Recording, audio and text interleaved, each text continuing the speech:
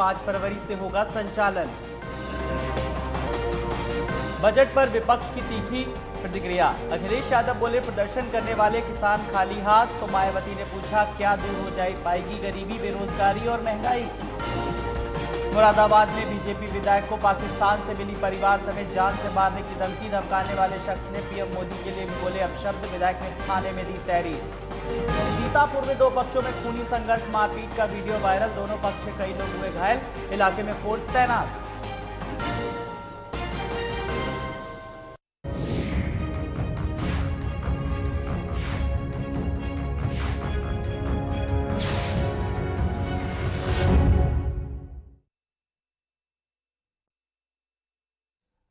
नमस्कार, मैं हूं आपके साथ आलोक।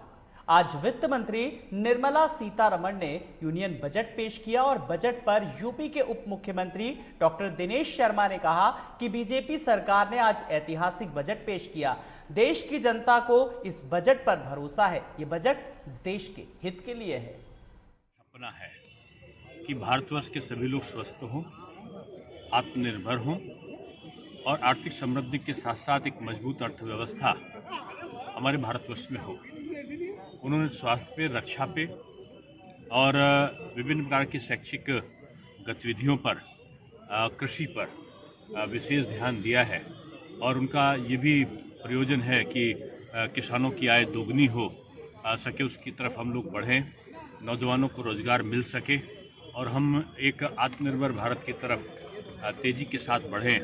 ये हमारी सरकार का कार्य योजना है और उसी के अंतर्गत आज का जो बजट है वो प्रस्तुत हो रहा है। आपने देखा होगा कि तमाम चीज़ों में, चाहे वो रक्षा का क्षेत्र हो, चाहे शिक्षा का क्षेत्र हो, चाहे कृषि का क्षेत्र हो या महिलाओं के सशक्तिकरण से संबंधित हो, तमाम वित्तीय जो अंकुश हैं उनको लगाते हुए आज का एक जिसको कहना चाहिए सर्वव्यापी बजट आज प्रस्तुत हुआ है। वहीं आज पेश किए गए यूनियन बजट को लेकर समाजवादी पार्टी ने बीजेपी सरकार पर सवाल उठाए। एमएलसी सुनील साजन ने कहा कि मोदी सरकार ने एक बार फिर देश की जनता को निराश किया। तो लगातार जिस तरीके से विपक्ष इस बजट को लेकर के साफ तौर पर निशाना साध रहा है, चाहे मायावती हो चाहे फिर अखिलेश यादव, साफ तौर पर कहा है कि इस बजट से क्या गरीबी दूर हो जाएगी, क्या बेरोजगारी दूर हो जाएगी, क्या अर्थव्यवस्था मजबूत होगी। ये विपक्ष के तमाम सवाल हैं और इस पूरी कवायद के बीच लगातार सरकार कह रही है कि जो किसानों के लिए किस तरीके से तमाम सारी घोषणाएं की हैं। तो खबरों में आगे बढ़ेंगे।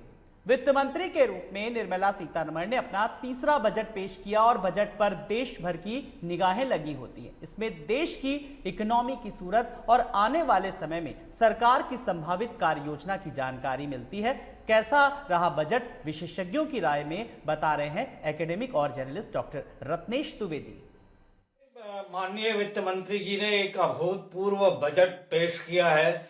एक तो पिछला जो साल बीता वो भारत के लिए और साथ ही तमाम देशों के लिए बहुत ही जिसको कहते हैं हम, जिसकी अपेक्षा नहीं कर सकते थे, ऐसी क्राइसिस से गुजरा है।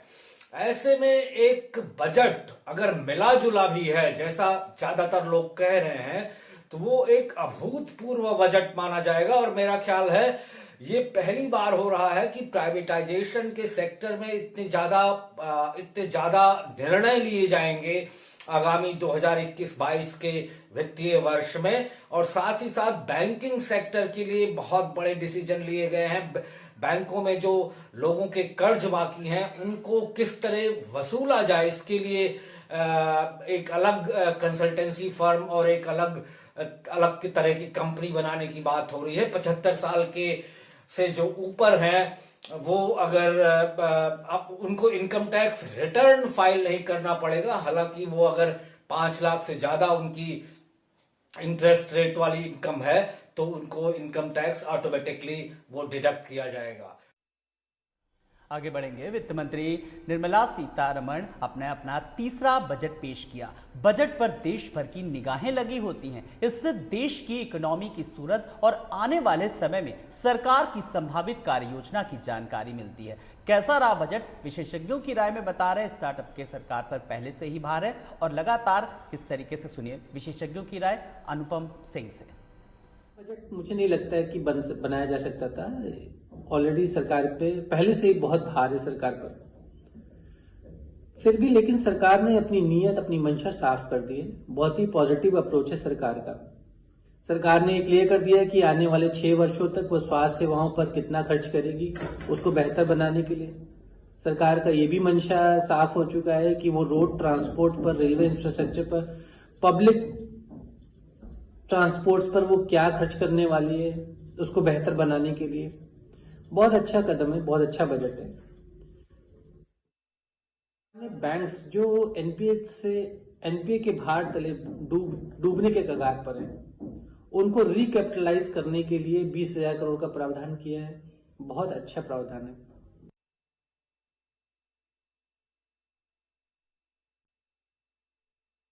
जिस तरीके से विशेषज्ञों की राय में अलग अलग चीजें सामने आ रही हैं इस बजट को लेकर के, चाहे वो किसानों को लेकर के हो, चाहे वो अर्थव्यवस्था को लेकर के हो, या फिर वो अर्थव्यवस्था के साथ साथ रोजगार को लेकर के हो, लेकिन कोरोना वाला बजट कहा जा रहा था और लगातार इस बजट को लेकर के लोगों की काफी उम्मीदें भी थी। खबरों में आगे बढ़ेंगे।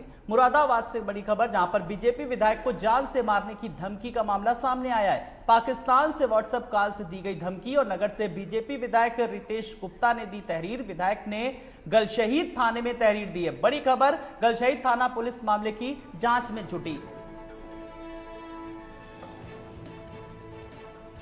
तो पाकिस्तान से व्हाट्सएप कॉल से दी गई धमकी, बड़ी खबर हम बात कर रहे हैं। अपने दर्शकों को लगातार बता रहे हैं कि मुरादाबाद से, जहां पर बीजेपी विधायक को जान से मारने की धमकी का मामला सामने आया।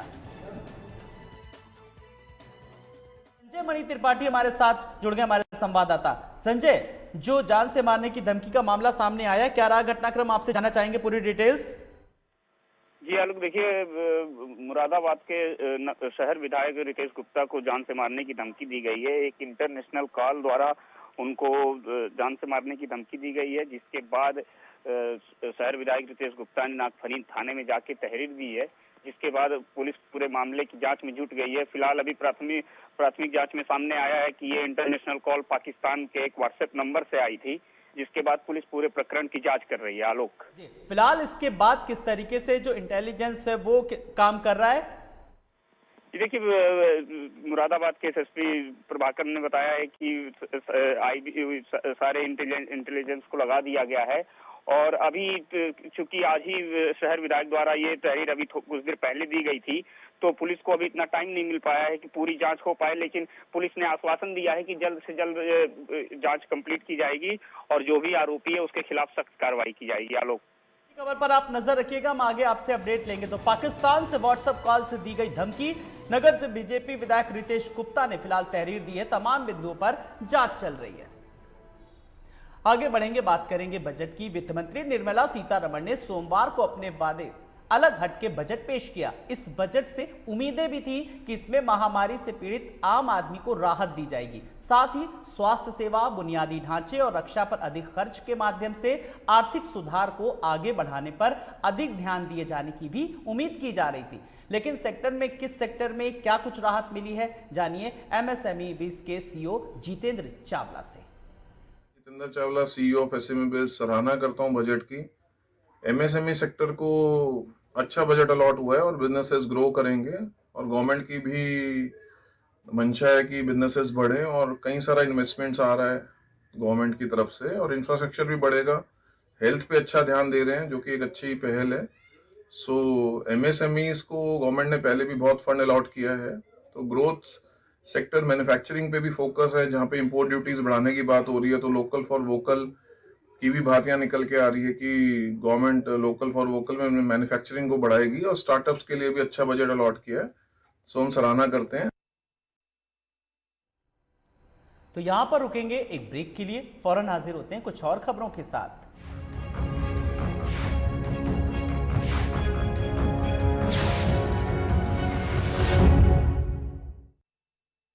सब कुछ आजमाया और तब मैंने माना कि सिर्फ सच्ची सहेली ही है महिलाओं के उन मुश्किल दिनों की हर समस्या, जैसे कठिन दर्द, अनियमितता, खून की कमी, थकान व कमजोरी जैसी सभी प्रॉब्लम्स के लिए नंबर 1 औषधि एवं टॉनिक। आपकी आवाज, आपकी ताकत, आपका अपना न्यूज चैनल लाइव टुडे अब उपलब्ध है ZEE5 पर। बुलेट की रफ्तार से बताएंगे देश के हालात, जानेंगे पिछले 24 घंटे की सभी खबरें खास। देखिए 3 की बात हमारे साथ एक नए अंदाज में। बॉलीवुड की हर खबर, फिल्मी सितारों का सफर, कंट्रोवर्सी से लेकर गॉसिप तक, लिंकअप से लेकर ब्रेकअप तक। देखिए हर हलचल बॉली तड़का में हर रोज दोपहर 12:30 बजे सिर्फ लाइव टुडे पर। वारदात की तह तक होगी पड़ताल, जुर्म की हर दास्ता होगी बेनकाब, हर अपराधी का होगा पर्दाफाश। देखिए क्राइम फाइल्स सोमवार से शनिवार रात 10:30 बजे सिर्फ लाइव टुडे पर।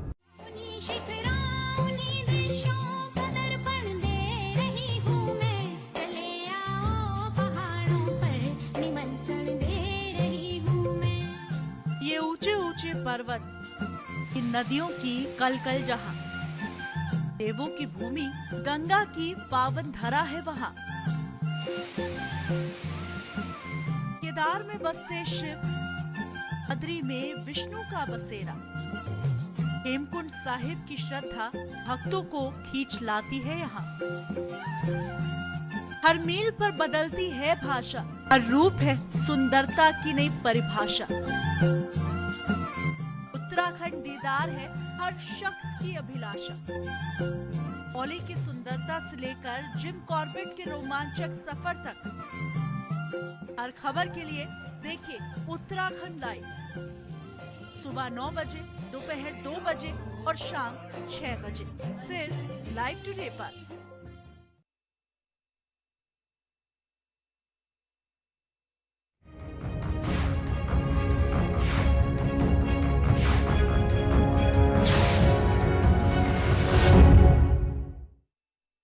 स्वागत है ब्रेक के बाद। बुलंदशहर में पुलिस को बड़ी सफलता हाथ लगी। पुलिस ने एक ट्रक से 447 पेटी अवैध अंग्रेजी शराब के साथ 2 लोगों को गिरफ्तार किया। बरामद अवैध शराब की कीमत 20 से 25 लाख रुपए बताई जा रही है। आपको बता दें कि शराब से लदा 10 ट्रक चंडीगढ़ से बिहार जा रहा था। इसी दौरान गुलाबटी कोतवाली क्षेत्र के मेरठ बुलंदशहर रोड पर पुलिस ने सूचना के आधार पर शराब से लदे ट्रक को पकड़ा। वहीं पुलिस ने ट्रक को कब्जे में ले लिया। ट्रक को अब सूचना के आधार पर इंस्पेक्टर गुलावटी और उनकी टीम के द्वारा जब रोका गया तो उसमें कुल 447 पेटी शराब बरामद हुई है, जिसकी कीमत लगभग 20 से 25 लाख रुपए के आसपास है। चंडीगढ़ की बनी हुई शराब है। इसमें royal style, classic whisky, old habit vodka, ये 3 तरह की शराबें हैं। पूछताछ में ड्राइवर के द्वारा बताया गया कि बिहार सप्लाई के लिए ले जा रहा था। इसकी आपूर्ति चंडीगढ़ से की गई थी। फिलहाल और तथ्यों की जानकारी हम लोग कर रहे हैं, तदनुसार अग्रिम कार्रवाई सुनिश्चित की जाएगी। गिरफ्तारी इसमें ड्राइवर गिरफ्तार किया गया है और ड्राइवर अकेला ही गाड़ी में था। आज गुलावटी थाना पुलिस को बड़ी मात्रा में शराब की खेप प्राप्त हुई है, जहां पुलिस को एक ट्रक से 447 अंग्रेजी शराब की पेटी बरामद हुई हैं। तकरीबन शराब की कीमत 20 से 25 लाख रुपए की बताई जा रही है। वहीं एसएसपी संतोष कुमार सिंह का साफ कहना है कि यह शराब पंजाब के चंडीगढ़ से बिहार ले जाई जा रही थी, जिसको लेकर 2 अभियुक्त मौके पर पकड़े गए हैं और पुलिस ने दोनों ही अभियुक्तों को गिरफ्तार कर जेल भेज दिया है और आगे की कार्रवाई करने में जुट चुकी है। कैमरा पर्सन मनोज गिरी के साथ मैं Mukesh Kumar, live today Bulandshahr. Ghaziabad police ने 5 शातिर ठगों को गिरफ्तार किया। 5 ठग मैट्रिमोनियल साइट के माध्यम से लोगों से संपर्क करके उन्हें ठगी का शिकार बनाते थे। पुलिस ने शिकायत के आधार पर 5 को गिरफ्तार किया। गिरफ्तार अभियुक्तों में एक नाइजीरियन भी है। आपको बता दें कि गाजियाबाद पुलिस ने ऑपरेशन 420 चलाया हुआ है। दरअसल एक महिला ने ठगी की शिकायत की थी, जिसके बाद पुलिस ने मुखबिर की सूचना पर 5 अभियुक्तों को गिरफ्तार किया। ये लोग फेक प्रोफाइल बनाकर मैट्रिमोनियल साइट से लोगों का फाइल लेकर उनसे संपर्क करके उन्हें ठगा करते थे। 5 शातिर करोड़ों रुपए की ठगी को अंजाम दे चुके हैं। एसएसपी गाजियाबाद के निर्देशन में एवं सीओ सिटी प्रथम के कुशल पर्यवेक्षण में हमारी टीम, साइबर टीम, जो कि सुमित कुमार जिनको लीड कर रहे थे, उनको ये सूचना मिली थी कि मैट्रिमोनियल साइट के नाम पर कुछ लोग ऐसा एक हाई प्रोफाइल बना के शादी के नाम पर लोगों से पैसा ठगते हैं। ये लोग, इनका मोडस ऑपरेंडी ये रहता है कि ये लोग कहते हैं कि वो हिंदुस्तान आना चाहते हैं और आपसे भेंट करना चाहते हैं शादी के पर्पस से, और उसके बाद ये एकदम से कहते हैं कि हमें कस्टम पे हम फंस गए हैं और हमें इंडियन करेंसी में कुछ लाख रुपए आप जमा कर दीजिए। तो इसी तरीके से एक आसाम की एक वैज्ञानिक महिला हैं जो कि इस तरीके से झांसे में फंस गई थी। इन्होंने पुलिस को सूचना दी और पुलिस ने, हमारी टीम ने इस पे काम करा और कल रात को इसमें पुलिस की टीम को सफलता मिली और एमएमजी अस्पताल के पास में हम लोगों ने इसमें एक नाइजीरियन राष्ट्रीय है उनको गिरफ्तार करा है और साथ ही साथ 4 अन्य लोग इसमें गिरफ्तार हुए हैं।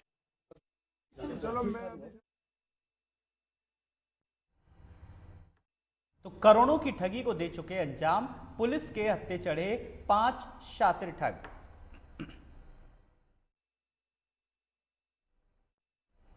आगे बढ़ेंगे, सीतापुर में दिखा दबंगों का कहर। दबंगों ने दलित का घर गिराया। घर गिराने का वीडियो भी सोशल मीडिया पर वायरल हुआ और रास्ते विवाद को लेकर के ये मामला गहराया है। पीड़ित परिवार ने एसपी से न्याय की गुहार लगाई है। थाना सदरपुर के देवरा गांव का ये मामला है। तो पीड़ित परिवार ने एसपी से फिलहाल इस पूरे मामले को लेकर न्याय की गुहार लगाई है।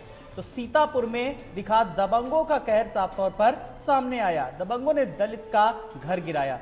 सीसीटीवी फुटेज के जरिए अब पुलिस और भी लोगों के नाम तलाश रही है, कौन कौन लोग इस घटना में शामिल हैं, और ये भी पता लगाने की कोशिश कर रही क्या कोई पुरानी रंजिश जैसा भी कोई मामला था। तो रास्ता विवाद को लेकर के किस तरीके से मामला गहराया। तो पीड़ित परिवार ने फिलहाल पुलिस मुख्यालय पहुंचकर न्याय की गुहार लगाई है। हालांकि पुलिस अधिकारी भी जांच में जुटे हैं।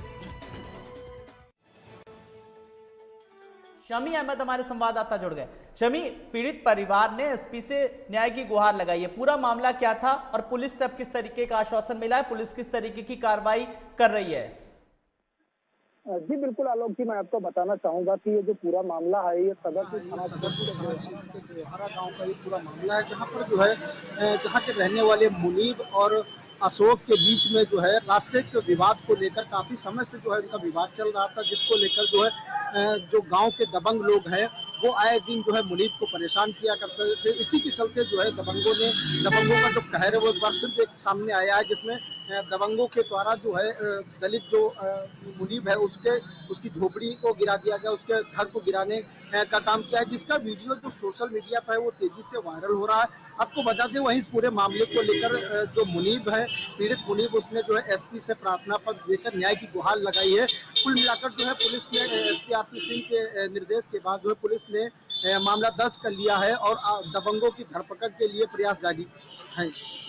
जी चलिए, बहुत बहुत शुक्रिया इस तमाम जानकारी के लिए। तो फिलहाल पुलिस की जांच तमाम बिंदुओं पर चल रही है। दबंगों का कहर साफ तौर पर सामने आया और इस पूरी कवायद के बीच लगातार लोगों से पूछताछ भी जारी है। लेकिन इस मामले के सामने आने के बाद लगातार जो सिस्टम है, जो पुलिसिया कार्यप्रणाली है, वो लगातार कहीं ना कहीं सवालों के घेरे में आ गई है। आगे बढ़ेंगे, आज से लखनऊ में intermedia cup T20 cricket tournament की शुरुआत हुई। ये टूर्नामेंट हर साल राजधानी लखनऊ में खेला जाता है और इस टूर्नामेंट में इलेक्ट्रॉनिक, प्रिंट और डिजिटल मीडिया की सभी टीमें हिस्सा लेती हैं। लखनऊ के केडी सिंह और चौक स्टेडियम में सभी मैच खेले जाएंगे। इस मौके पर जेल के कैदियों ने अपने बैंड का प्रदर्शन भी किया और लखनऊ स्पोर्ट्स जर्नलिस्ट एसोसिएशन इस टूर्नामेंट का आयोजन कर रहा है। टूर्नामेंट का उद्घाटन करने पहुंचे यूपी के उप मुख्यमंत्री डॉक्टर दिनेश शर्मा ने खिलाड़ियों का अभिवादन किया और इस टूर्नामेंट की सराहना भी की। उन्होंने कहा कि इस तरह के आयोजन होते रहने चाहिए, जिससे खेल को बढ़ावा मिलता है। भाजपा सरकार भी खेलों को बढ़ावा देने के लिए हर संभव कदम उठा रही है, जिसके तहत यूपी में स्पोर्ट्स यूनिवर्सिटी भी बनने वाली है। देखिए, उत्तर प्रदेश में खेल की बहुत संभावनाएं हैं। खेल के माध्यम से हम निश्चित रूप में मन और मस्तिष्क को स्वस्थ रखने में सफल बनते हैं। खेल आपसी भाईचारे को मजबूत करता है और एक दूसरे के प्रति समर्पित होने की भावना को मजबूत करता है। यहाँ आज पत्रकार समूह, मीडिया कर्मी, फोटोग्राफर्स के बीच में जो मैच हो रहा है, मैं समझता हूँ कि ये एक स्वस्थ प्रतिस्पर्धा का प्रतीक है। माननीय मुख्यमंत्री जी ने अभी लक्ष्मण पुरस्कारों की घोषणा करी है।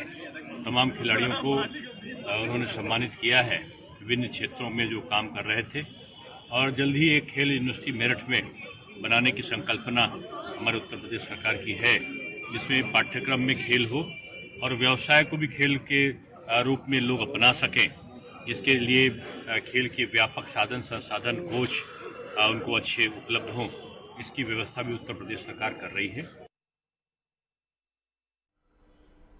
तो खबरें अभी और भी हैं, आगे की खबरें इस ब्रेक के बाद।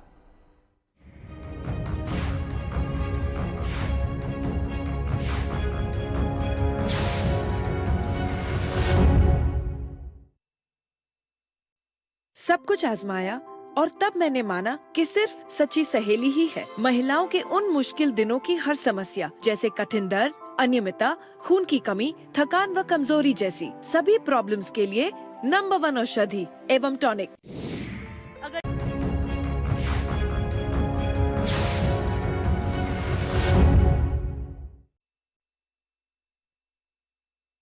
स्वागत है ब्रेक के बाद। अमेठी में हत्या की वारदातें थमने का नाम नहीं ले रही हैं। एक सप्ताह के भीतर हत्या की चौथी वारदात सामने आई, जहां बाइक सवार आधा दर्जन बेखौफ दबंगों ने कोतवाली से चंद कदमों की दूरी पर सरे बाजार में एक युवक को क्रिकेट बैट और स्टंप से पीट कर लहूलुहान कर दिया और मौके से फरार हो गए। युवक की पिटाई की जानकारी मिलते ही मौके पर पहुंचे परिजन गंभीर हालत में युवक को लेकर जिला अस्पताल पहुंचे, जहां डॉक्टरों ने स्थिति की गंभीरता को देखते हुए युवक को लखनऊ रेफर कर दिया, जहां अस्पताल पहुंचने से पहले उसकी मौत हो गई। की मार के हत्या कर दी गई।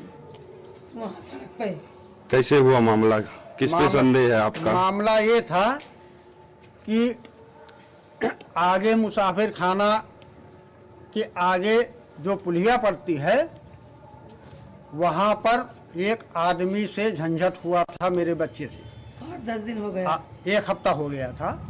तो उसके बारे में गौतम दरोगा और थाने के सब लोग जानते हैं और सब लोग समझा बुझा कर भेज दिए थे। हमारा लड़का लखनऊ चला गया था और आज 11 बजे आया। हम खाना खा रहे थे 11 बजे, 11 नहीं 1 बजे। उसके बाद में आया, हमसे बातचीत हुई, यहाँ से बाहर निकला और वहाँ पर जाके बैठा था। वहाँ से वापस आ रहा था, उसको घेर करके मार दिया गया। हाँ, दिन में करीब जो है 3:15 बजे की घटना है। एक कपिल नाम का लड़का है, जिसको कुछ लोगों ने जो है उसको बताया जा रहा है कि बैट से मार दिया था।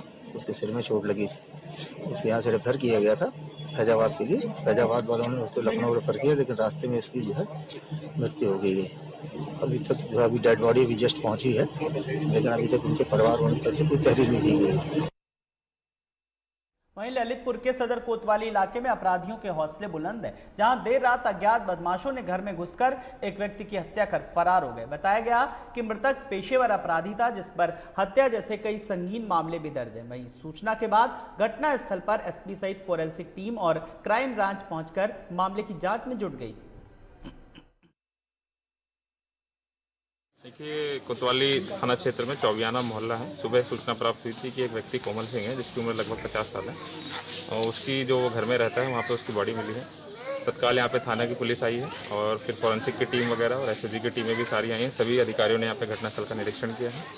अभी हम लोग बॉडी को कब्जे में लेके पंचनामा की कार्रवाई कर रहे हैं और उसको पोस्टमार्टम के लिए भेज रहे हैं। पोस्टमार्टम से और भी चीज़ें स्पष्ट होकर आएंगी कि मौत की वजह का कारण क्या था, समय क्या था, और फिर उसके हिसाब से हम लोग और भी विधिक कार्रवाई है कर रहे हैं। वहीं गाजियाबाद के मसूरी थाना इलाके के डासना रेलवे हाट के पास उस वक्त सनसनी फैल गई जब एक युवती का शव संदिग्ध हालत में रेलवे ट्रैक के पास मिला। बताया जा रहा है कि युवती रहस्यमय तरीके से लापता हो गई थी, जिसके बाद युवती का शव रेलवे ट्रैक पर पड़ा मिला और शव की सूचना पुलिस को दी गई। सूचना पर पहुंची पुलिस ने शव को पोस्टमार्टम के लिए भेज दिया और मामले की जाँच में जुट गई। आपके यहाँ पर लड़के के हमारा मार दिए लोग। किन लोगों ने मार दिया, कैसे मार दिया? ये पहले से ये हमारा, मैं ही लड़की ही दुकान चलाते हैं, हमारा कोई काम है बस। मैं ना रख लड़की बैठ जाती है, किसी लड़का से वो मोबाइल भेज दिया मुझे पता ना है। लड़की बात करते रही, एक दिन पकड़ा गई। मैं बोले रे कैसन मोबाइल है? वो बोली कि कोई लड़का देके गया, मारे उसे, बताई कौन है तो सलीम के भैया है। कौन देके गया? एक और लड़का है, उसका थाना में कोने पर अपने मकान है। कौन सा? इसरार का नाम है। अच्छा, लड़के कहाँ पर मिली है और कैसी हालत में मिली है? लड़की वहाँ मिली है ये पीर पर। सर मेरी जो सिस्टर थी उसके साथ जो घटना हुई है, यहाँ के बहुत लोग बोल रहे हैं कि ये सुसाइड है, लेकिन हम बोल रहे हैं सुसाइड नहीं है। ठीक है, जहाँ अगर बहुत से लोग बोल रहे हैं मेरी बहन के पास फ़ोन था, हम बोल रहे हैं फ़ोन नहीं है। अगर सुसाइड होती तो फ़ोन होता उसके पास में, और मेरा कहना यह है कि मर्डर है। तो इस बुलेटिन में फिलहाल इतना ही। नमस्कार।